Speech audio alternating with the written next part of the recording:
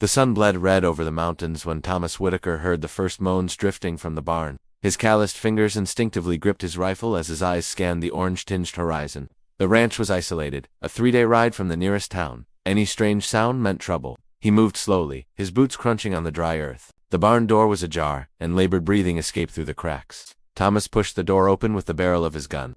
They couldn't have been more than 10, maybe 12. Their leather dresses were torn and stained with dried blood. Raven-black hair fell over identical faces. Their almond-shaped eyes locked onto him with a mix of terror and defiance. He knew all too well. They were Apache. Damn, Thomas muttered, lowering his weapon. The taller girl tried to stand, but staggered, revealing deep cuts on her arms and a swollen purple ankle. The other remained still, holding her sister, but her eyes blazed with a disturbing intensity. Thomas knew he should drive them away. The war with the Apache had left deep scars on every settler in the region. Sheltering them was asking for death. But they were just children wounded and starving. He lowered the rifle completely and motioned for them to follow him to the house. In the kitchen, he served beef stew and bread. They ate in silence, like wild animals. He noticed the rope burns on their wrists. They had been captured. "Who did this to you?" he asked, not expecting an answer. To his surprise, the one with the intense eyes replied, her English heavy with an accent but clear. "White men, hunters." A chill ran down his spine. Slave hunters still plagued the region, selling captured natives to mines in Mexico. "Your parents?" he asked. The girl's eyes narrowed. "Our father is coming." The way she said it wasn't hope, it was a certainty. And there was something ancient and dark in her look that made his blood run cold. That night, he locked his bedroom door, the rifle beside his bed. He dreamt of fire and blood, of screams and a lone rider beneath a red moon. He awoke to a dead silence. The girl's room was empty. He found them on the porch, standing side by side, staring at the horizon. Their wounds seemed less severe, their posture almost ceremonial. Thomas followed their gaze, and his legs went weak. Emerging like a black wave was a cavalry. Hundreds of Apache riders in perfect formation, raising a dust cloud that darkened the sky. At their head, on a white stallion, rode a man who seemed made of darkness itself. "Our father," whispered one of the twins, a disturbing smile on her lips. Thomas looked closer, and his heart stopped. It wasn't just any warrior, it was Nightwolf, the chief said to have made pacts with ancient spirits, and Thomas had just sheltered his daughters. But the most terrifying realization was that the girls hadn't just been waiting, they had guided him here. Looking into their now empty eyes, Thomas understood he never had a choice. From the moment he found them, he was exactly where they wanted him to be. The dust kicked up by the riders blotted out the rising sun, turning the golden dawn into a hazy, premature twilight. I felt a cold sweat run down my back as I tried to count them. 200, maybe 250 warriors. All armed, all silent as ghosts. Their leader Nightwolf raised a hand, and the entire cavalry halted exactly 100 yards from my ranch. The silence that followed was more deafening than any war cry. All I could hear was my own ragged breathing, and the dry wind whistling through the porch planks. Nightwolf dismounted with a grace that defied his age. Up close, I could see the details the stories always left out, the tattoos that snaked along his arms like living serpents, the necklaces of bear claws and teeth, and I prayed they weren't human, but it was his eyes that held me. They were identical to his daughters, deep and ancient, like they didn't belong to any mortal man. "You fed my daughters," he said in perfect English, his voice a low rumble like distant thunder. It wasn't a question. I swallowed hard. They were just children, wounded and hungry. The Apache chief walked slowly toward the porch. His men remained still as statues. The twins I'd helped came down the steps and stood beside their father, their small hands finding his, in a way that seemed more like a ritual than simple affection. "Children," Nightwolf repeated, and a faint smile, or maybe a grimace, crossed his scarred face. "Is that what you see when you look at them?" I didn't answer. Something felt deeply wrong with that question. "Sit down, rancher," he ordered, pointing to the porch steps. I obeyed, keeping my hands visible, far from the rifle I'd left inside. He sat beside me, the girls flanking us like silent sentinels. 500 years ago, the chief began, when the first white men stepped on this land, my people made a mistake. We thought you were just another lost tribe. We didn't understand that your hunger has no end." His words hit me with the weight of truth. "But our shamans understood," he continued, his gaze drifting to the twins. "They made preparations. My daughters are part of that. They were born of ritual, bathed in the blood of 7 generations. They carry the memory of the land, the rage of the mountains, the vengeance of our dead." Nightwolf's voice dropped, becoming more dangerous. 3 days ago, slavers raided our village. They took women and children, but they made a fatal mistake. They took my daughters. They escaped," I said, but it came out as a question. "No," one of the twins answered, her voice strangely melodic. "We allowed ourselves to be captured. We waited. Then ... She didn't finish, but I saw the dried blood under her nails and understood. The slavers were all dead. My daughters test the hearts of white men," Nightwolf explained. "If they find a black heart, It feeds the earth with its blood. If they find a just heart, that man receives a choice. My stomach churned. What kind of choice? War is coming, rancher. A final war. My people will not survive this. We know, but we can choose to fall as warriors. You fed us. That creates a debt. So you choose. Join us. Ride with us. Or continue being a rancher. But when my enemies come to your door asking about our roots, our hideouts, you will protect us with your silence. I'd be a traitor to my own people. Your people, he spat. Your people burn villages and break treaties. Who are the real traitors to humanity? One of the twins knelt and took my hand. Her skin was cold as ice. You have kindness in you, she whispered. I looked at Nightwolf. If I choose to help? How? He smiled. A truly terrifying sight. Our eyes warn us. And when the time comes, open the... In the desolate expanse of the Old West, a lone rancher named Thomas Whitaker finds his world turned upside down. An Apache war party, led by the fearsome Chief Nightwolf, passes through his land, leaving behind one of Nightwolf's 10-year-old twin daughters. Thomas is terrified, but the girl is unnervingly calm. She speaks of ancient rituals and cosmic beings, revealing that she and her sister are not merely human. They are fragments of something older. Vessels for a powerful spirit summoned by their people in a desperate act of survival against the encroaching settlers. This spirit, she explains, is Spider-Woman, the weaver of reality itself. Thomas, a grizzled veteran of the Mexican-American War, dismisses it as tribal superstition. But his skepticism shatters when the notorious Indian hunter, Colonel Blackwood, arrives. Blackwood is suspicious, believing Thomas is a sympathizer, a traitor to his own kind. He knows of Thomas's dark past, a controversial mission where fellow soldiers mysteriously disappeared. As Blackwood's men search the property, they discover a chilling sight in the barn, the symbol of Spider-Woman, freshly drawn with a spot of wet blood. Blackwood, recognizing it as an Apache claim, sees it as proof of Thomas's collusion.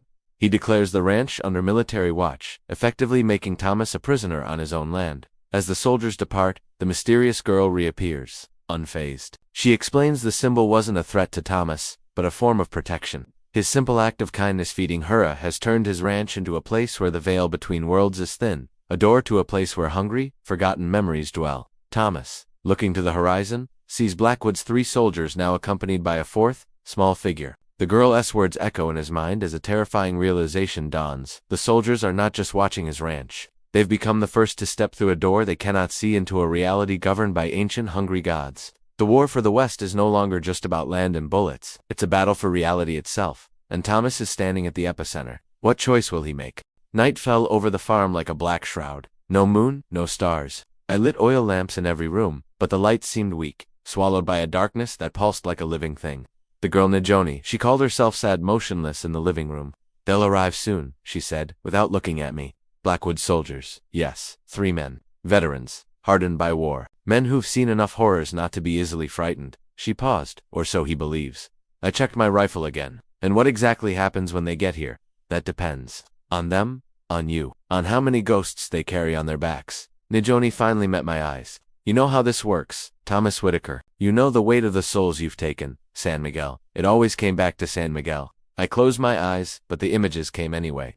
The little Mexican village, the captain's orders. 12 soldiers went in. 9 came out. I didn't kill children, I whispered. No, you merely watched while others did. And later, when the 3 soldiers who tried to stop it mysteriously disappeared, you stayed quiet. Silence can be as deadly as a bullet. The sound of hoofbeats cut through the night. 3 riders materialized from the darkness. Their leader, a sergeant named Morrison, dismounted. Thomas Whitaker, Colonel Blackwood sent us to guarantee your safety. I didn't ask for protection. It wasn't a request. The soldiers dispersed. Morrison eyed me up and down. The colonel said to keep an eye on you too. Make sure you're not conspiring with the savages. A scream tore through the night. We found one of the soldiers, Riley, on the ground, trembling violently. I saw my brother. He choked. The one who died at Shiloh. He said I killed him, that I was a coward and let him die. Morrison looked pale. I glanced back at the house. Najoni was on the porch, just watching.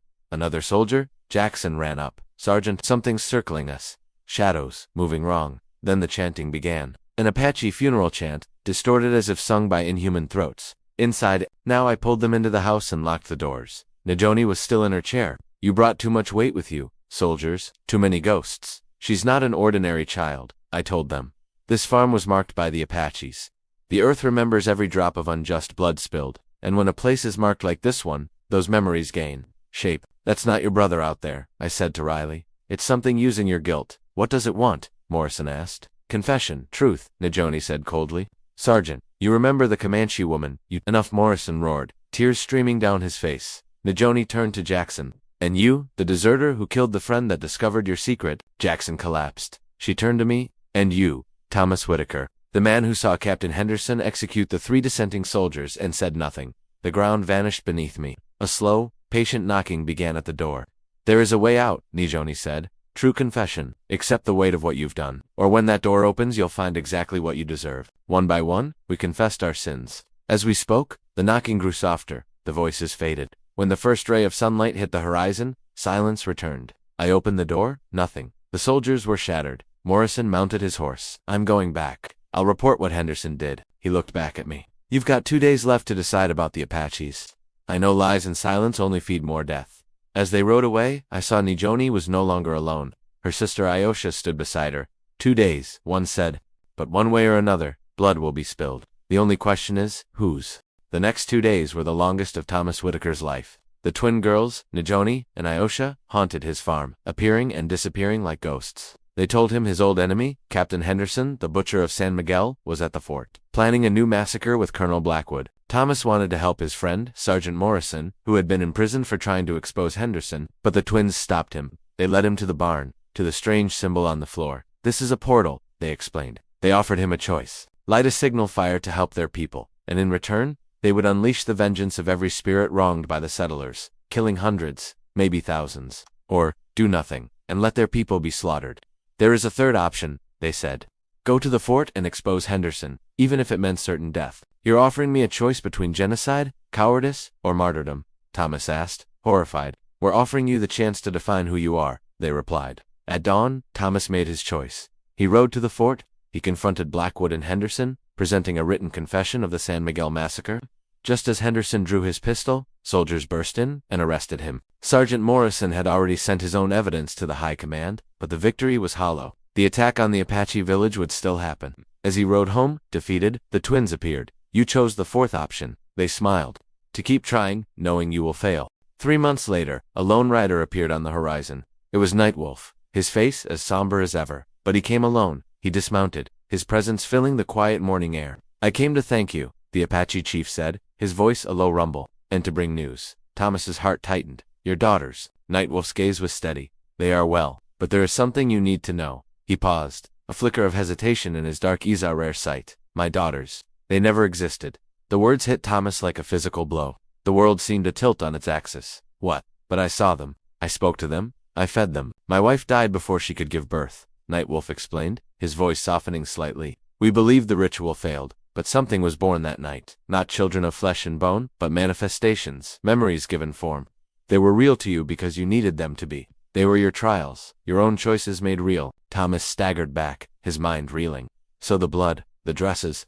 You fed your own doubts, Nightwolf said, placing a firm hand on Thomas's shoulder. Your own ghosts. The portal, the threat from Blackwood, that was all real. But the girls, they were mirrors. They showed each person what they needed to see to make their choice. Thomas sank into a nearby chair, the weight of it all pressing down on him. So it was all an illusion. No, Nightwolf corrected. It was more real than any physical truth. You made real choices. You saved real lives. Because of you, Morrison is free. Henderson is in prison. My people survived another day. But your daughters, they exist the way all important stories exist, Nightwolf said, turning to leave. Through the choices they inspire. You asked if they were real or manifestations. The answer is, they are as real as the difference they made. And that difference, Thomas Whitaker, is very real. After Nightwolf was gone, Thomas walked back into his house. On the kitchen table, a piece of paper caught his eye. It was a drawing. 2 little girls with raven black hair, holding hands and smiling. Beneath it, in perfect English, were a few lines. Thank you for feeding us, Thomas. Not with bread, but with the choice to try to be better. That is the only nourishment that truly matters.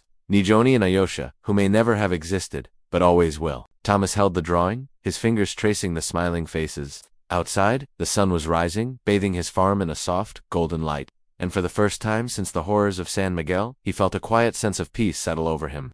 He finally remembered not just the darkness, but the possibility of redemption. That was the real portal the twins had opened, a chance to become more than his worst moments. Thanks for watching. If this story moved you, be sure to like and subscribe for more. We'll see you in the next one.